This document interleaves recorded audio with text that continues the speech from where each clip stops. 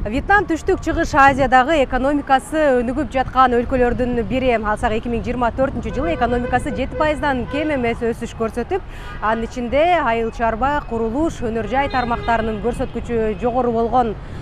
Бул өңүттөн алып караганда Кыргызстан менен дагы бир катар окшоштуктар бар. Биздин өлкөнүн дагы экономикасы соңку жылдары туруктуу өсүш көрсөтүп жаткандыгы ырас. Ошол эле айыл чарба, курулуш, өнөр жай тармактарынын көрсөткүчү былтыр жакшырган. Эки өлкөнүн соода экономикалык жана инвестициялык байланыштарын арттыруу максатында Ханой шаарында биринчи Кыргыз-Вьетнам ишкерлер форуму өткөрүлдү. Ага 80ден ашуун кызыктар компания катышты. Бизнес диалогу Минкап төрагасы катышты. Адылбек Касымалиев Кыргызстан инвесторлорго ачык экенин белгилеп, бизнес жүргүзүү үчүн түзүлгөн мүмкүнчүлүктөр тууралуу айтып берди. Кыргызстан предлагает ряд льгот для иностранных инвесторов. Кыргызстан чет элдик инвесторлор үчүн салыктык преференциялар, жөнөкөйлөштүрүлгөн бизнес процедуралары жана мыйзам менен инвесторлордун укуктарын коргоо сыяктуу бир катар жеңилдиктерди сунуштайт. Булардын бардыгы Биргелешкен Долбоорлорго кызыккан Вьетнамдын ишкер коомчулугу үчүн кеңири мүмкүнчүлүктөрдү ачат. Биздин өлкөлөр өз ара пайдалануу мамилелерди өнүктүрүүгө багытталган демилгелерди жана долбоорлорду ишке ашыруу үчүн олуттуу потенциалга ээ. Кыргызстан Вьетнам менен айыл чарба азыктарын кайра иштетүү, туризм, туристтик кластерлер, маалыматтык технологиялар жана энергетика тармагында кызматташууга кызыктар.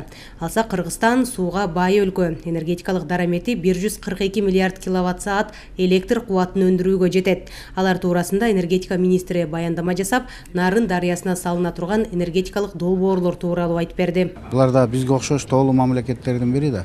Ошон үчүн ошо гидроэнергетикага көңүл буруп атабыз. Анан көбүнчө жанагы биздин реконструкция, анан ошо аба чубалгыларын курганга, подстанцияларды курганга көңүл буруп атабыз. Азыр мен бүгүн презентация кылдым гидроэнергетика боюнча, жана чакан кестер боюнча. Булар аябай кызыктар да. Жана күн, шамал энергиясы боюнча. Вьетнамдын энергетикалык компаниялары кызматташууга кызыктарлыгын билдиришти. Алсак 20 жылдан ашуун энергетикалык объектилерди курган компаниясы Кыргызстанда дагы долбоорлорду ишке ашырууну көздөп жатканын айтты.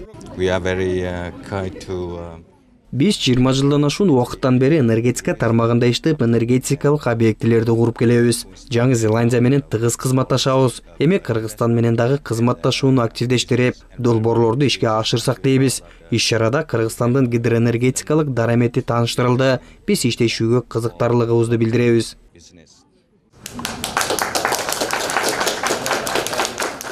Иш-чаранын алкагында энергетика чөйрөсүндө 3 документке кол коюлду. Алар энергетика министрлиги менен Вьетнамдын соода жана өнөр жай министрлигинин, улуттук электр тармактары ишканасы менен Вьетнамдын электроэнергетикалык система жана рынок улуттук операторунун, ошондой эле энергетика министрлиги менен Вьетнамдын жеке компаниясынын ортосундагы кызматташуу боюнча меморандумдар.